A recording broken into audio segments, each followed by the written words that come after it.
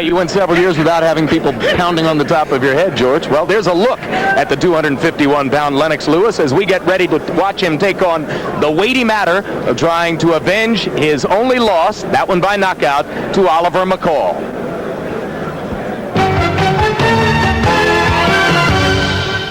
Who is Lennox Lewis, the boxer? Interesting. He presents as formidable a picture as there is in the heavyweight division. Yeah. He has the ability to do everything.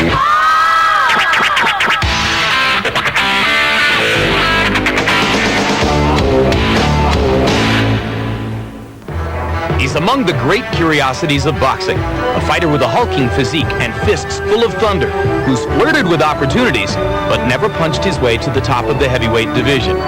The other knock on Lewis, when he fights, you rarely know what you'll get. Will he scrape and claw like a British bulldog? Or, as was the case in his loss to Oliver McCall, will he be nothing more than an English muffin? No one could be as good a fighter as Lennox Lewis thinks he is. It's impossible. If he's half as good as he thought he was, he'd be Joe Louis. I think that helps me in the sense of having a lot of criticism because it helps motivate me because it wants me to prove them wrong. I'm always proving them wrong and they're getting paid $12 an hour. I'm getting paid millions. But getting paid millions will never erase the questions which surround Lewis. After the McCall fight, in which he suffered his first loss as a professional, Lennox made a strategic change, bringing in Emmanuel Stewart as his trainer. In the first Lewis-McCall fight, Stewart had stood in Oliver's corner. So now as he looks for redemption, Lennox can take from Stewart a unique understanding of his only professional loss. Lennox, when he first came in the ring for the fight, he had a very confident look in his face, but it seemed like he was kind of still bewildered by the intensity that he saw in Oliver McCall. I was really hyper about the fight. I just wanted to go out there and just hit him and explode with my right hand. Our entire strategy was based around Lennox Lewis's right hand, which we knew he would throw. We were throwing a lot of left hooks, mainly to make Lennox twist his body over to his left, which would be to McCall's right, for eventually he would catch him with the right hand. Lewis misses with the right, McCall gets a right hand to the body inside. If the first round is a prototype, so far it's a good one for Oliver McCall. Lennox Lewis hasn't really established anything in round one. Oliver came to the corner. I says, you're just barely missing him with that left hook, right hand combination. When he jabs, you know, you're blocking him, you're throwing a hook. Right. Keep doing it because it's not landing, but it's moving him out off balance. Short right hand. That's right, but you're moving him off balance when you throw that shot, okay? And in Lennox's corner, to our advantage, his trainer was telling him to just go out and get this bum out. Stay on the stick. Keep in the circle. When he's inside, try to catch him. The uppercut coming in. I think that was the wrong advice to give me at that point. Going into the second round, Lennox Lewis had been instructed to just come out and knock out Oliver as if he was just a nobody. I just wanted to throw that right hand, and I basically committed myself and helped Oliver McCall punch me on the chin. Down goes Lewis. Now that they're going to fight again, I believe that Lennox will come in much better prepared than he was the last fight. Lennox Lewis will win. He will not step into no right hands. He'll definitely go out there and do the job, and he's learned from his mistake. This fight means a lot to him personally because he's fighting the only man that's beaten him and who knocked him out and took a championship. So if Lennox can look very impressive in this fight, I think the public would then almost force a fight between Lennox and one of the big names. So it's not just important to win this fight, but we need to win it and look very impressive in it. If Lennox Lewis genuinely wants to return to the top, he must be impressive in his rematch with McCall. And as he focuses on his future, the memory of the first fight drives him toward the redemption he so desperately desires. Being co-champ is great. It's a great feeling. It's like crowning, you're the king. It was a great feeling raising up the belt, and now having the opportunity to do it again, it's going to be even greater feeling to know that I've accomplished it twice. We're minutes away from the rematch as Lennox Lewis and Oliver McCall go through final preparations in their dressing rooms, getting ready to come into the ring against each other for the second time, this time live from Las Vegas. Once again with Larry Merchant. And Larry, Oliver McCall all but closed his eyes, wound up, fired a big right hand, landed, and suddenly held a heavyweight championship of the world. A lot of water under the bridge since then, but in effect the question has to be, was that one great lucky punch or the kind of thing that could happen again? Jim, when one guy throws a punch in boxing and the other guy gets his jaw in the way, that's just boxing. I compare it to a professional songwriter who has one big hit song, Frankie Lyman and Why Do Fools Fall in Love. One swing can change your career in boxing, unlike most other games. The question tonight is, does McCall have a second big hit in him? And if he does, how will Lewis respond to it? Certainly he didn't respond as well as he might have liked to in the first fight, which brings up the psychological question, George, as to who holds the upper hand here. Is Oliver McCall, as the result of his one great punch against Lennox Lewis, always going to hold the psychological advantage over Lewis, or is that now erased? No, it happens in the amateur all the time. One guy faces the one fella, then he recovers and he makes a tour around the country in a rematch, and he wins. He beats the guy who knocks him out. Lennox Lewis have had the opportunity of a year to go by, enough time to recover, recoup, and get his confidence back. He's been hit by heavier punches, and he maintained his pause. He didn't panic. So I think that the idea of the last fight is totally wiped out now. This is a whole new day. Well, Oliver McCall is a man who's always looking for a whole new day because in his multi-problematic life, going into the ring and fighting is a refuge for him. His bigger battles are always outside the ring. It's one thing to act a little bit crazy because then you're cloaked in mystery. You become an interesting character if you have a little bit of an air of danger.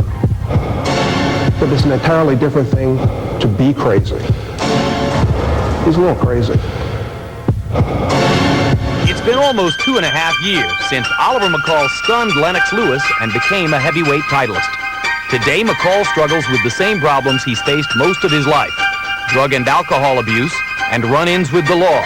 Oliver McCall denied an interview to HBO Sports, but many boxing writers were willing to help tell his story. Oliver's troubles began in childhood on the streets of Chicago. He was a street kid who had some of the problems that a lot of guys have when they grow up in a big city in difficult circumstances. You know, got involved in taking things that weren't his and, you know, all those kinds of things that you quite often find. And boxing kind of saved him, I think, to some degree. He would go to spar with Tyson, and it was funny because he was the only guy who appeared to be happy to be there. In the ring, McCall was seen as a workhorse, not a contender. But from 1991 to 1994, he gradually moved up in the rankings and was given his title shot in late '94 against Lewis. Before training for that fight, Oliver was rumored to have been in drug rehab. At the fight in London, he was kept under close watch. They set up training camp 35, 40 miles outside of London because they did not want him in a situation where he could slip away and come back at 4 o'clock in the morning.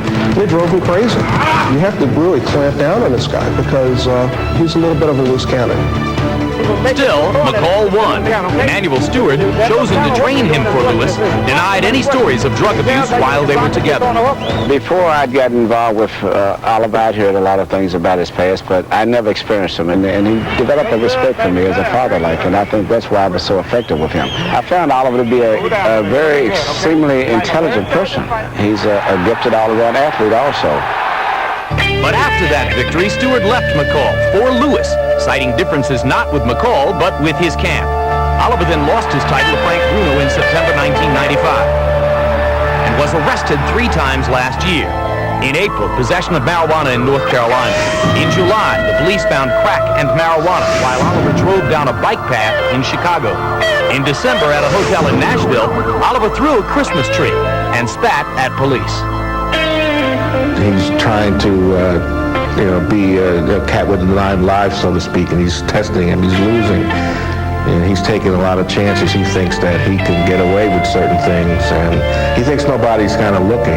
You know, how many times do you have to go through that to get the message? This time, it's no secret McCall was put into drug rehab only 8 weeks before tonight. Supposedly, he's also been training at the same time.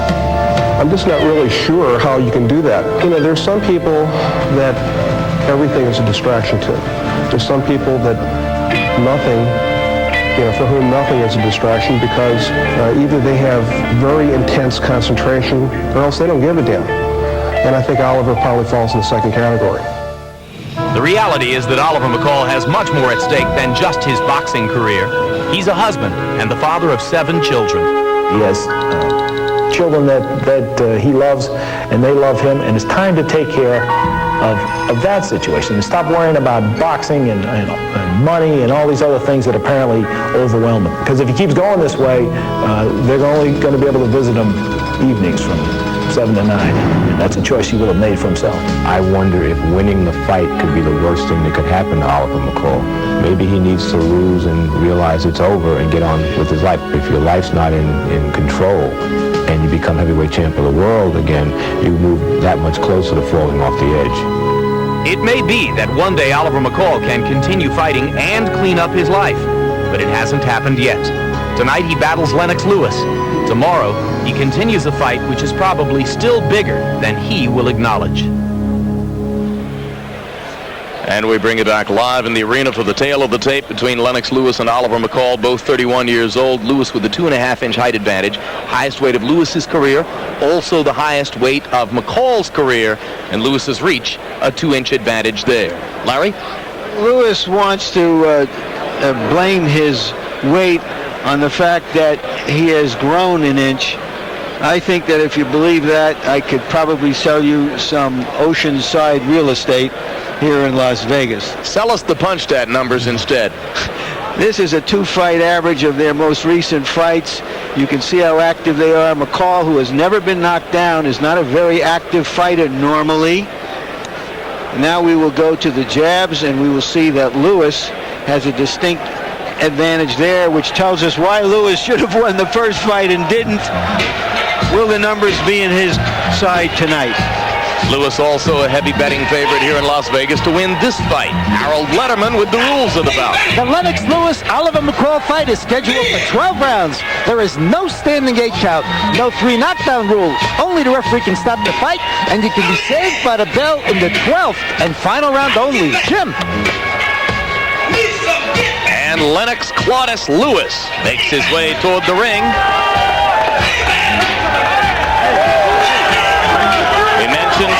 Longest layoff of his career.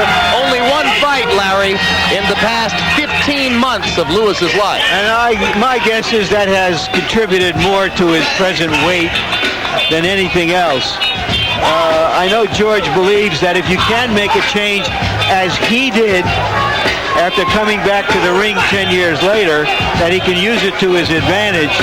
We haven't seen that Lewis has been able to make that change so far. You think he can, George? No doubt about it. He just got to think big, act big, and fight big. If you think small and you're big, you won't be able to do it. Just got to think of yourself as the giant and be in control. I like a fighter when he's at near his benchmark weight, when he is quick, has stamina. I don't know of any case where adding that much weight in this short a period of time has really helped a top heavyweight. We've looked long and hard through boxing records to find another case where a trainer trained one fighter in a championship fight in any weight class and then came back to train the other fighter in a championship rematch. But that is the case for Emmanuel Stewart tonight, as far as we can tell. It has never happened before.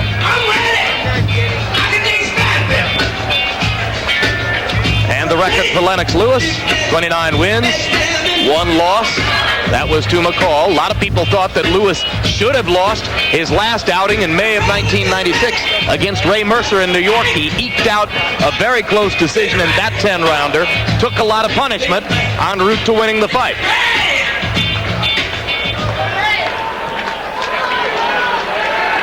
And now Oliver McCall, who won a coin flip, and I say won the coin flip because he has the right to come out second and now can make Lewis wait in the ring, has so far made no indication to us that he's going to come out of that dressing room. So, despite the fact that he knocked out Lewis, he is a 3-1 underdog, largely because he looked lethargic beating the 45-year-old Larry Holmes and looked like he had slipped himself a Mickey when he lost the title to Bruno.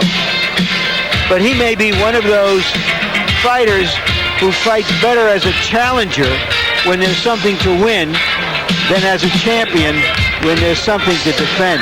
You've known those kind of guys, haven't you, George? Yeah, sometimes it's easier to get yourself all worked up when there's something out there to gain. When you get it, figure you only have something to lose. It's not easy to fight like that. Very few fighters can do it. If you saw the fight in London, September of 1994, you might remember how wildly worked up McCall was as he made his way toward the ring that night. He's an emotional guy to begin with.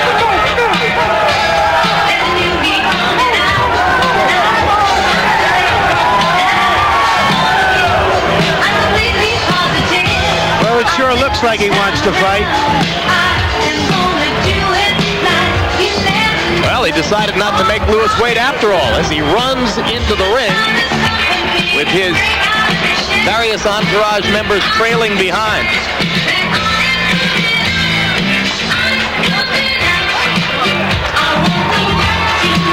And here's the record for Oliver McCall, who seemed to be throwing a punch at Larry Merchant as he came up the stairs into the ring. 28 wins, 6 losses, no draws, 20 KOs. McCall has never been knocked out. I ducked it, Jim. And now let's go up to Michael Buffer, the ring announcer who doesn't duck anything. Ladies and gentlemen, welcome to the Las Vegas Hilton, where tonight, main events, in association with your undisputed, undefeated king of beers, Budweiser. This Bud's for you. Present 12 rounds of boxing for the vacant WBC Heavyweight Championship of the World. This bout is sanctioned by the Nevada State Athletic Commission. Chairman Dr. Elias Ghanem, Commissioners Nat Carasali, Lorenzo Fertitta, Luther Mack, and Dr. James Nave. Executive Director Mark Ratner. Physicians at ringside, lead physician Dr. Flip Homansky. Attending physicians Dr. James Wishgame, Dr. Al Capana, and Dr. Robert Voy. The timekeepers at the bell and counting to the knockdown seconds will be Jane Broadfoot and Mike Lachella. This contest also, of course, is sanctioned by the World Boxing Council. President at ringside tonight, Jose Suleiman. WBC Supervisor, Edward Thangaraja. The 3 judges scoring the contest on the 10-point must system will be Anik Hungtungkam, Larry O'Connell, and Dalby Shirley. And when the bell rings, the man in charge of the action, your referee, Mills Lane. And now for the thousands in attendance and the millions watching around the world. This is the moment we've all been waiting for. From the Las Vegas Hilton, ladies and gentlemen, let's get ready to rumble!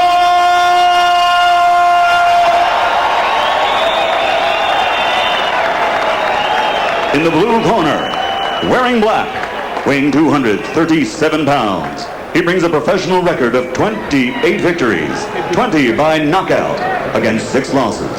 This evening he plans a return to glory by proving his victory over 2.5 years ago against the man he now faces was not a fluke. Ladies and gentlemen, from the Windy City, Chicago, Illinois, introducing the WBC #2 ranked heavyweight contender, the former WBC World Heavyweight Champion, the Atomic Bull, Oliver McCall.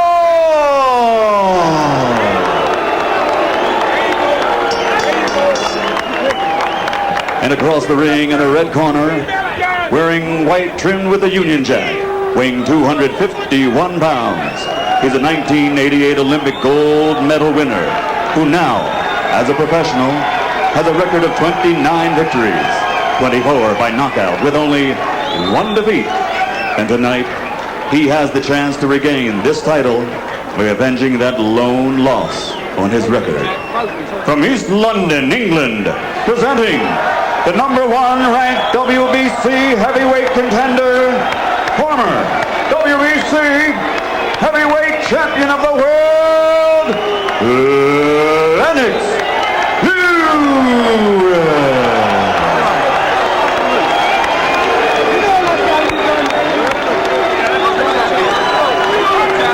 All right, hey, now,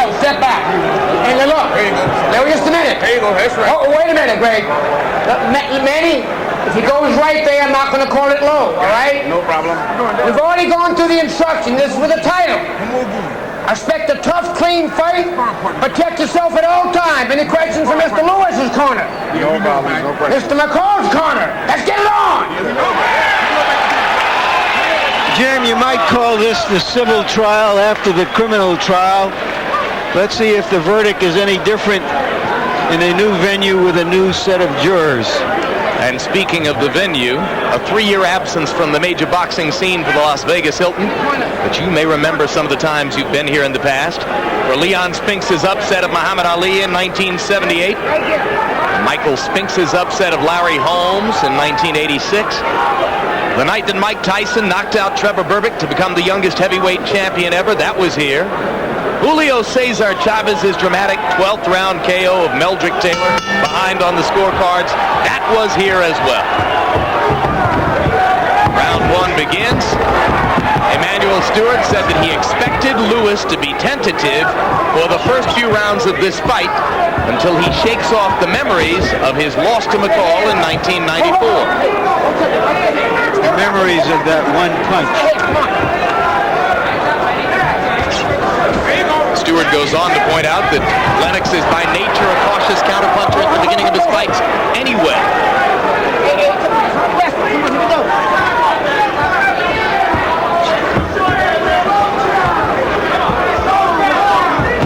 Amid all of his turbulent emotions the last time around, McCall effectively followed the fight plan put forth by Stewart. Does he have another plan tonight?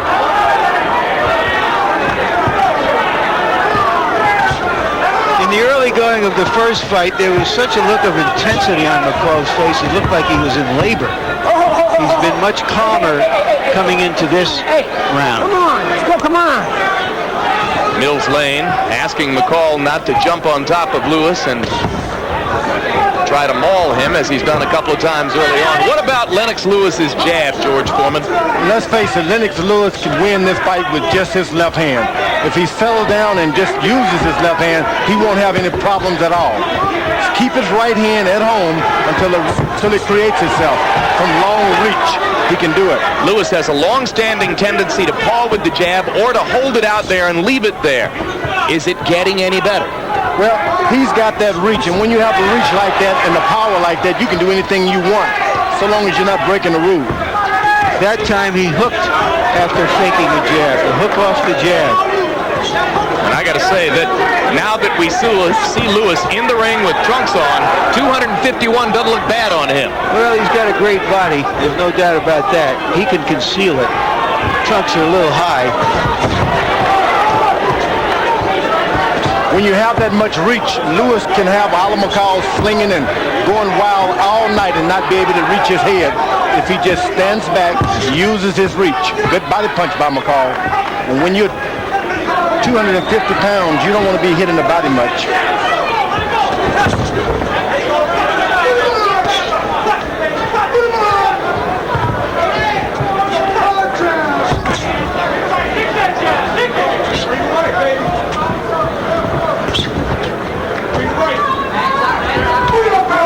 Round 1, kind of a feeling out round for Lewis. Paul made some noise early and has been largely acquiescent in the last 2 minutes of the round. McCall jumped up Lennox Lewis, which played right into Lewis's hand.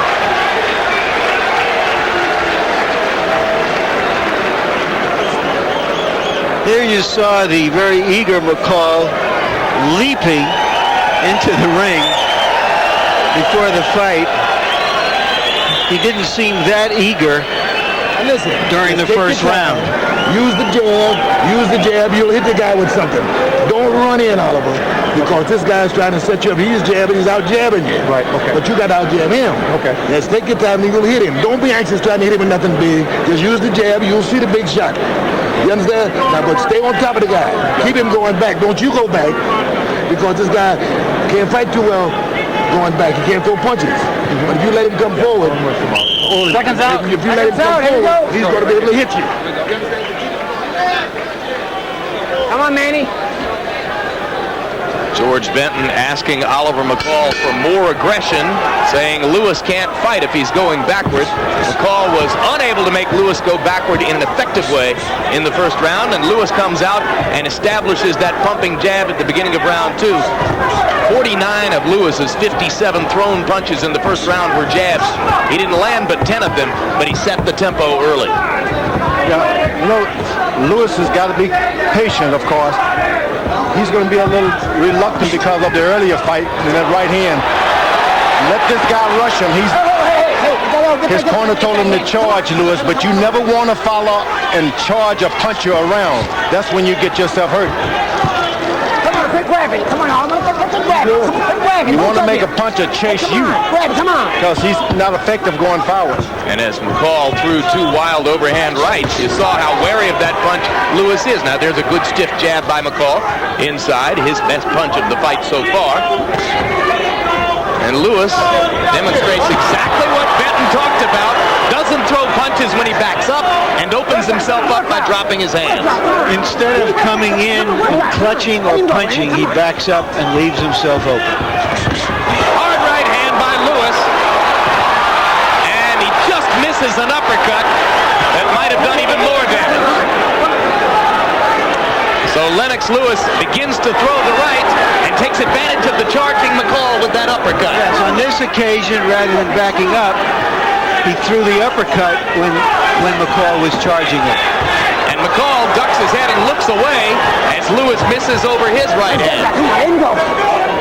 Get up that hand, come on.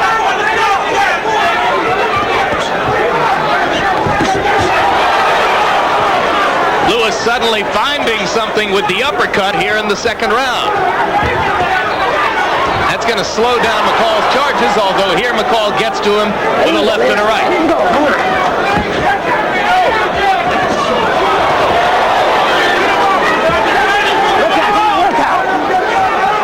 This is when those 250 pounds start working against you. You can't just bump up into a guy with that much weight all night and not start feeling it, the results on your body. McCall trying to land the right hand over the top again. This time Lewis blocks one, fires his own right hand. Lewis definitely looks gun-shy when McCall releases the right, but aside from those moments, he's getting the better of Oliver. Now, this is what you call backing up. Lewis is doing a good job of backing up. Really, you call when he was running backwards, that's not backing up. But he's fighting a good fight, moving backwards.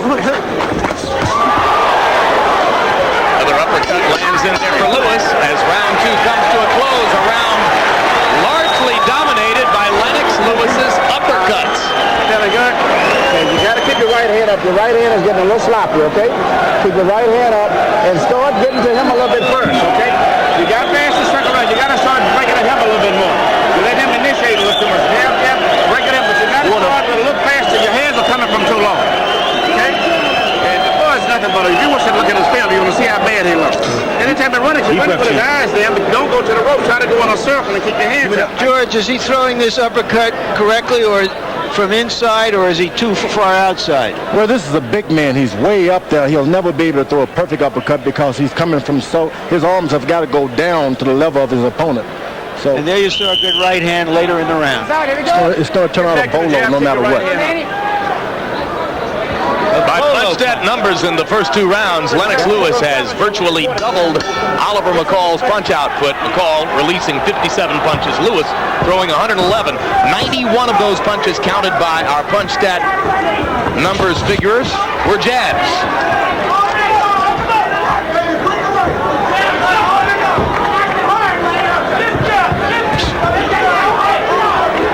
Lennox Lewis criticized throughout his career for bad balance, getting a little steadier on his feet now as round 3 begins.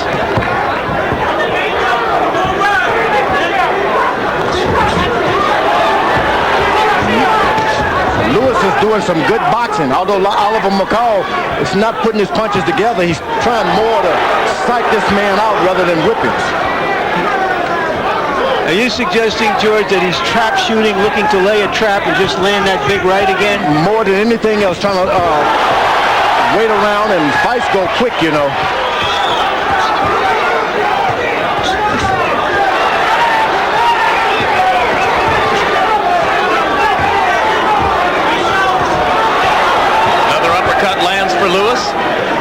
standing, as George Foreman points out. Opportunities to box effectively. Yeah, that's what he want to do, is to box, move around, save his power for when he sees something perfect.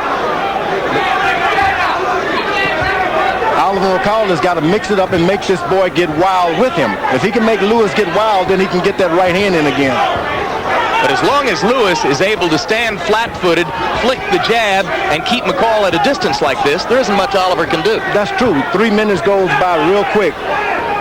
You got to remember, Oliver McCall was a bit smaller the first time they fought, so that right hand was delivered a lot quicker.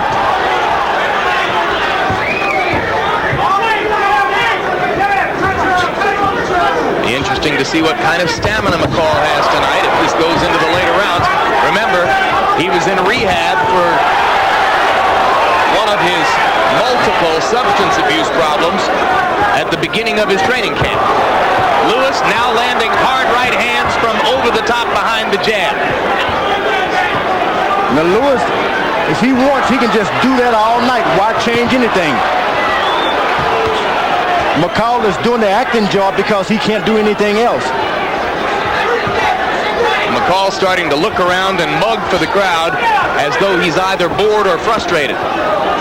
One thing he's not doing for the moment is winning rounds. He's hardly fighting right now. He has so much confidence in his stamina. He's been in with some of the good boxers before, and later on, they wear down. Good combination by Lewis. Left hook and a right hand over the top. McCall dancing as if to say, you can't hurt me. But Lewis is piling up points easily against a too passive Oliver McCall. That's what you want your fighter to do. Win every round. If a knockout comes, good. That was almost a 2-point round. Lewis was so dominant. I gave you 2 rounds. I gave him another one. So you got 2 rounds in the bank, okay? I gave you one and another one to him, okay? Working the jab. Feeling all right? Take your time, son, and start ripping him to the body a little bit now, okay? But you're not pushing back any. We're not start pushing him. McCall is doing a very strange thing here, folks. He's walking around. He's wandering around the ring. He hasn't gone to his corner, and he's trying to figure out what's gone wrong, why he's not into this fight. The people in his corner are looking at him and wondering what's going on. And you can see the disgust on George Benton's face. I wonder if that's against the rules or not. Harold, you know anything about that? You're supposed to stay in the corner, George, but I tell you the truth, he doesn't have to sit down. You don't sit down, for example. But you are supposed to stay in the corner. You can't wander out into the middle of the ring. The referee should have definitely got it back to a corner. Oliver McCall threw a total of 15 punches, according to our punch stat numbers in round number 3.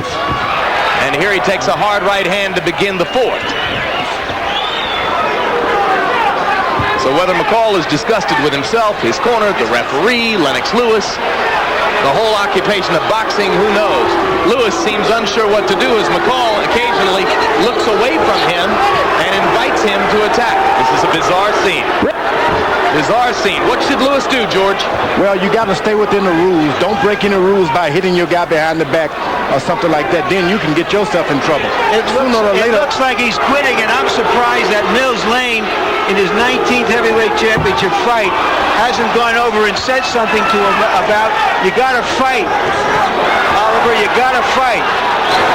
That's what Mills should be saying to him, because he's not doing anything. This is one of the strangest things I've ever seen in a championship fight. Well, on Tuesday of this week... And he's shaking his head at George as if to say, there's something wrong, I got nothing here. Unless he's playing the greatest game of possum I ever saw. Right hand by Lewis. McCall able to take it, even though he had his hands down. It's got to be a difficult thing for Lewis. He's aiming punches at a sitting duck here. I don't know if the referee should let a fight like this go on. I mean, this is not what audiences... Yeah, now Mills Lane is going to call time and have a conversation with McCall.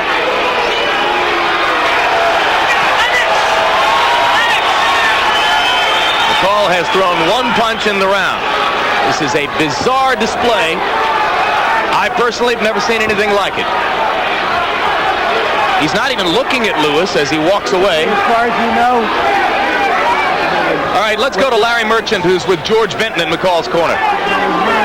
Larry? This man's mind is gone. George, you're saying that you think he snapped in there? Well, you're watching it. You ever seen anything like this in your life? Never. Did you see any sign of anything wrong with him during training? No, never. Did you see any sign of anything in the dressing room before the fight? Nothing. Do you think the referee should stop this fight because he's not fighting back? I'm in this man's corner. I won't voice no opinion on that. But although you see this man, he's still there. All he got to do is fight. Thank you, George.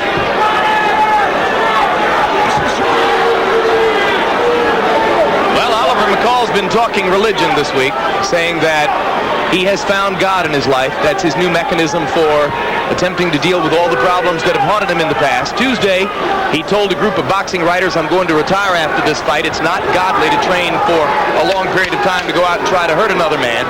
Then Wednesday, at a pre-fight news conference, he said, no, I'm not going to retire. I will keep fighting after I win the championship. But something interferes with Oliver McCall's motivation as round 4 closes here. Jim, I think this fight should be stopped right now. Yeah, the fight shouldn't go on. I wouldn't want to see. I mean, this is a farce. What is the old saying? The first time is tragedy. The second time is farce. There's something wrong with Oliver McCall. He's near tears now. He doesn't really want to fight. He's crying in his corner. I've never seen anything like this. He's overwhelmed with some sort of emotion. Don't do this to yourself. Don't do this to yourself, man. Come on, take some water. He doesn't want to fight. Come on, sit down, man. Sit down. Oliver, sit down. You want to fight? Huh? You don't want to fight? Yeah, you want to fight. Come on. Second down. You can win this fight. Take this boy out here. Hey, man. Come on, fight this for shit. This is for your daughter, man. Take this guy out here. You heard Mills Lane say, do you want to fight? Reluctantly, it seems, he said yes, but it doesn't show on his face. McCall's share of tonight's purse amounts to close to $3 million. If I was in the commission here, I would hold that purse up. This is a disgrace.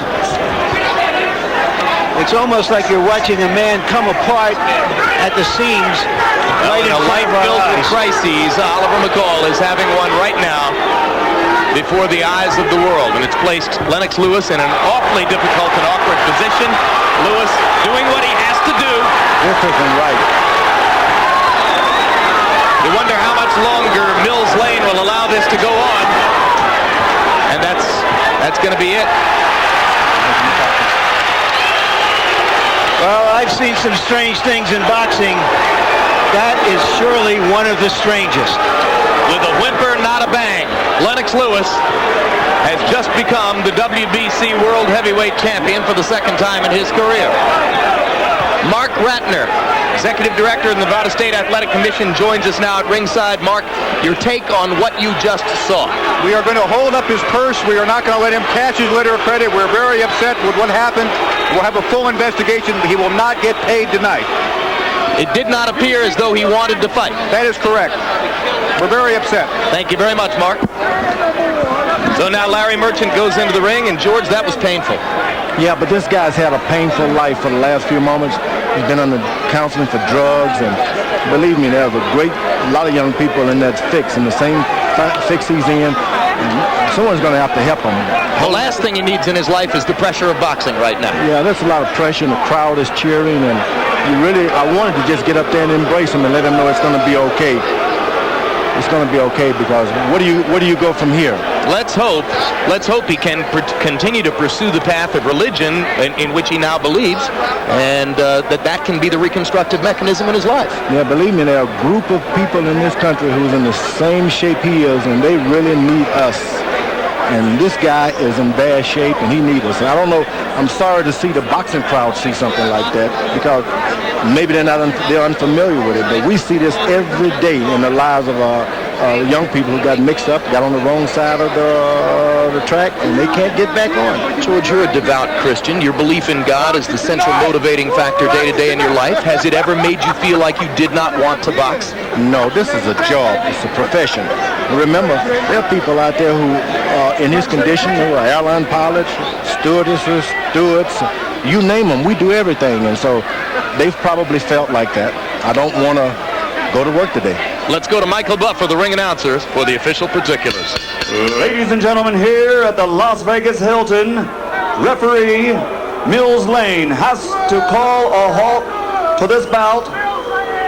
It comes as Oliver McCall refuses to defend himself, referee declaring a technical knockout at 55 seconds of round number 5. The winner, and now a two-time WBC heavyweight champion of the world, the pride of Great Britain, Lennox Lewis.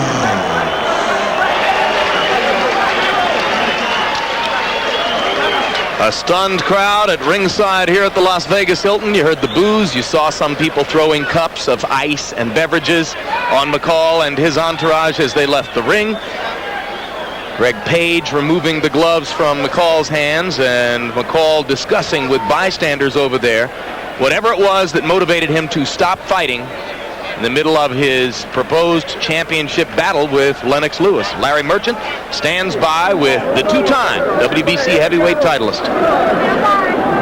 Lennox, congratulations, I guess. What did you see? Well, I think the main thing is, I went out there and just asserted myself. I didn't allow him to come in too much. I think he found it difficult to get through my jab. I was just playing with him with my jab, just popping it out, waiting for him to make a move. And, when he started walking away, I thought it was a joke at first. I thought he was trying to nail me into something. But then, he kept on going. So I just picked up the pace and just continued. Do you think that his idea was to come out, try to land one more big right on you and end it? Otherwise, he really didn't want to fight? Well, the first time we met, I realized that it was a lucky punch, and I told the world that it was a lucky punch, because he doesn't have enough skill that can contend with me. The main thing, I just went out there and just, put my jab out, and he couldn't really contend with that, and, basically gave up. Do you think he was having some kind of a breakdown in the ring? I don't know. I wore these white trunks for a reason, but, What was the reason? Oh, just to look good and have a mental kind of stress on him. Seeing me come out as a gladiator in some sense. What do you want to do next? Next, I want to get in the ring as soon as possible and just continue the winning success that I'm having. Thank you very much, Lennox Lewis. And now I'm with Emmanuel Stewart. Emmanuel, first I have to ask you about Oliver McCall, since you trained him for the last fight. Tell us what you thought happened. I think he almost got like a miniature breakdown emotionally. He was very frustrated. I think the size of Lennox totally had him in awe, and after trying to get in, Lennox did what we told him. It was not a hard jab, it was just a continue like a ranger jab to just keep him at a distance and keep him frustrated.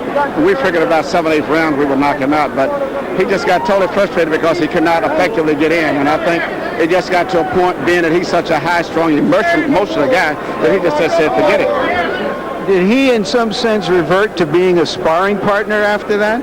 I think to a certain degree he did resemble a lot of the sparring partners that we worked with, and we had watched a lot of George Foreman's films, believe it or not, and we went back to just use that. We call this all the time steadily filling him with the left hand and being ready to take a step back with your right foot as soon as he comes forward, and it worked. And mentally it just broke him down. He was when a guy is really charged up and wired up the way that he is, it's very easy to confuse him. I recall, and I mentioned earlier, that after the first, just before the first fight, he seemed wired up beyond being wired up. We thought he was having a breakdown before that fight. Yeah. He came in a much more low-key way this time. What did that signal to you? He could never attain what he was that night. That's one of those unbelievable highs. They tried to do it, and that was why Lennox's orders was to not do nothing aggressive. The first round was to clinch him, wrestle him up, throw him down to kind of slow him down. A lot of what Evander did to Tyson. When a guy is really wired up, you wrestle him and do different things to kind of slow him down and get him out of his groove. And after he got out of that charged up mode, it was just a matter of time before he just got frustrated and said, I quit. What did you tell Lennox between rounds? Because certainly you probably have never had a fighter faced with that situation. I thought that Oliver was up to a trick. He was just trying to sucker punch to get Lennox to come in. So the first round that he did that, I was a little cautioned.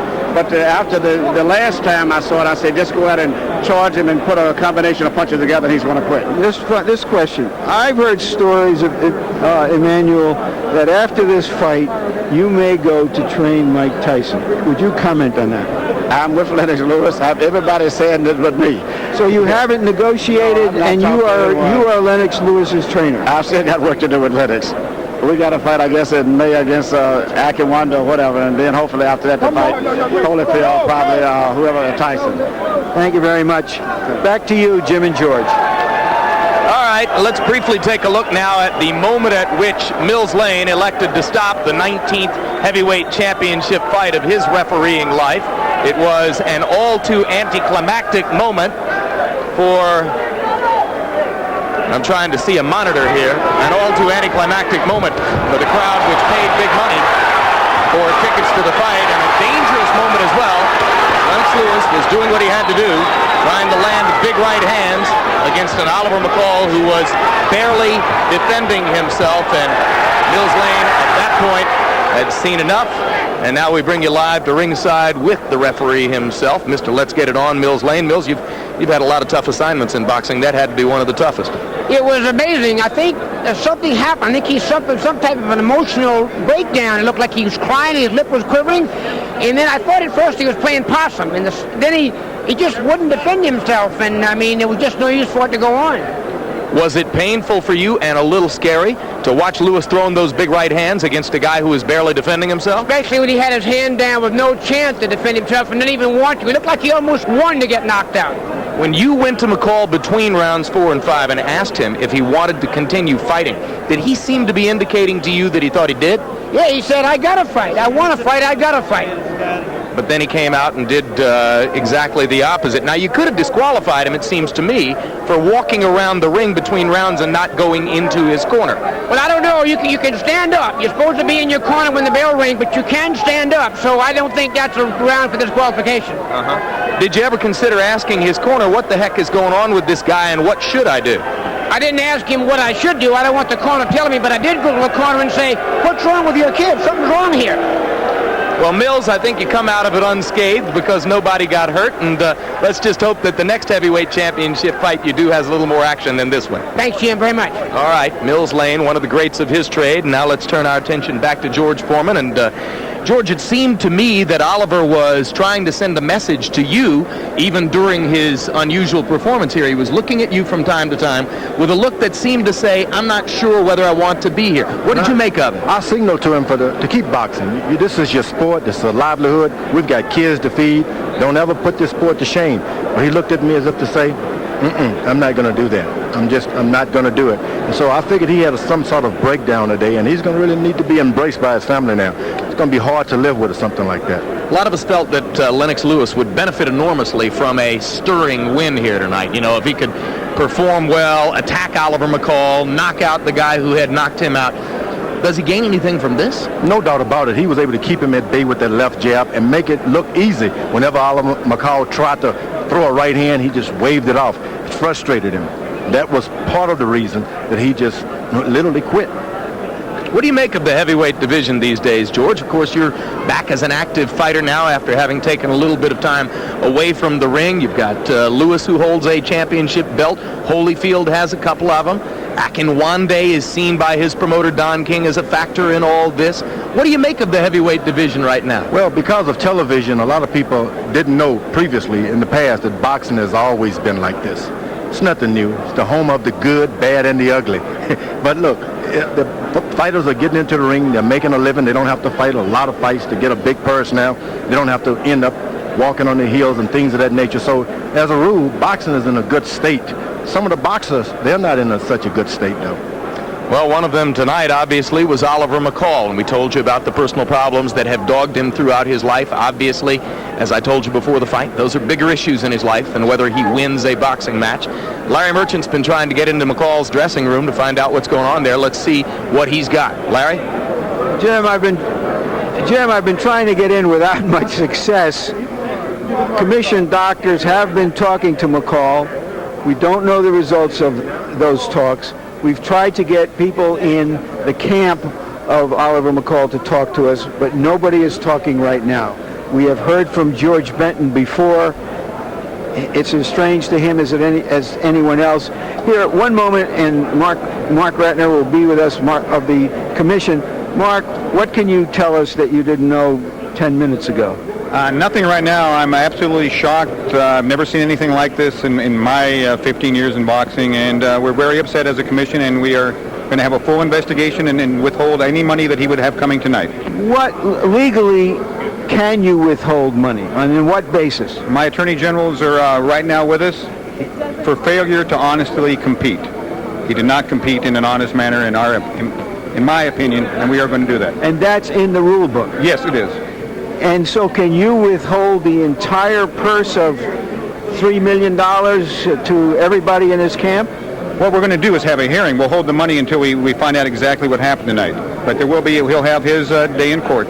Is there any precedent for you actually withholding the money and not paying him and giving the money back to the promoter and or the public in some way?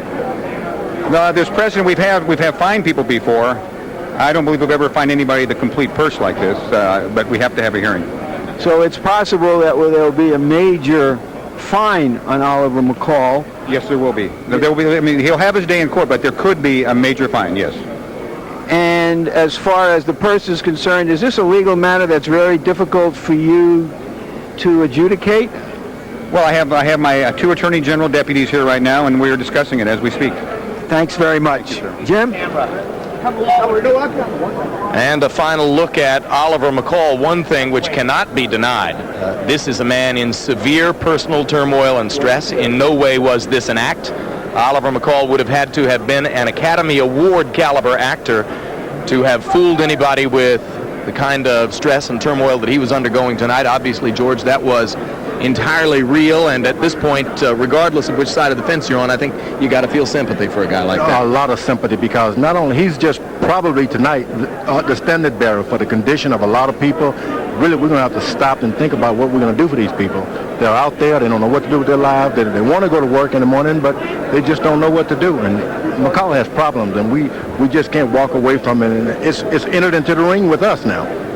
Incidentally, we have to find some remedies here. Yeah, we tried to talk to both Oliver McCall and his promoter Don King without success. I mentioned before the fight that if Lewis got a victory here, he might ultimately be headed toward a matchup with Riddick Bowe. A lot of people have talked about that matchup for a long time. Obviously, Bowe is an entirely different kind of boxing commodity now than was the case 6 or 7 months ago. How would you see a battle between Lewis and Bowe at this point? I think Riddick Bowe, if he takes him about a year or so off, come back rejuvenated, he can whip this guy. Riddick Bowe can, where a lot of other guys can't, because he's tall and he's brave. And that's what you're going to need to fight someone like yeah, Bowe and Galata are really the two guys who are big enough to fight Lennox Lewis on his own terms. I don't know about Galata. This guy may want to have a child or two first before he goes back to Galata. Fabulous, George. All right, well, thanks very much. Pleasure as always.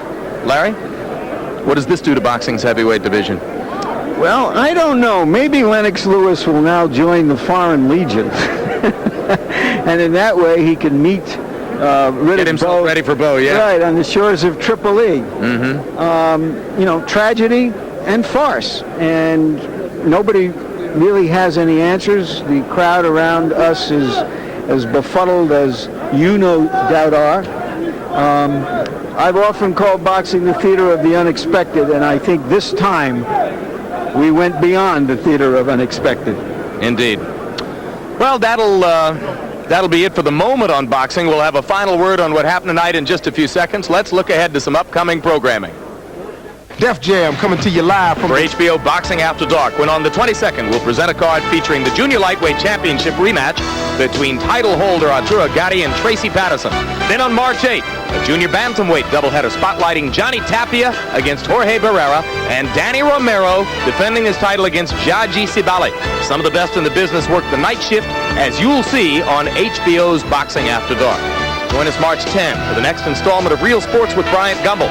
Among the stories to be featured in this edition, a profile of the nation's top college basketball player, Tim Duncan of Wake Forest, and a look at the growing phenomenon of women's boxing. Is it a valid competitive sport or merely a sideshow? Real Sports, the only program of its kind, and it's only on HBO.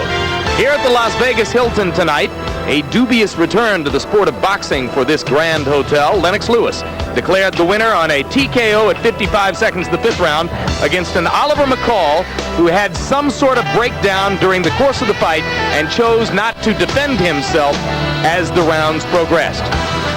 And coming up immediately following tonight's coverage of World Championship Boxing, stay tuned for Dennis Miller live on the East Coast and Drop Zone in Mountain and Western regions. So now for George Foreman, Harold Letterman, and Larry Merchant, I'm Jim Lampley saying so long from the Las Vegas Hilton in Las Vegas, Nevada. Happy birthday to the executive producer of HBO Sports, Ross Greenberg. Tonight's telecast of World Championship Boxing produced by Rick Bernstein and directed by Mark Payton. The feature producers, Dave Leepson and Eric Paulin. The associate producer was Kirby Brad.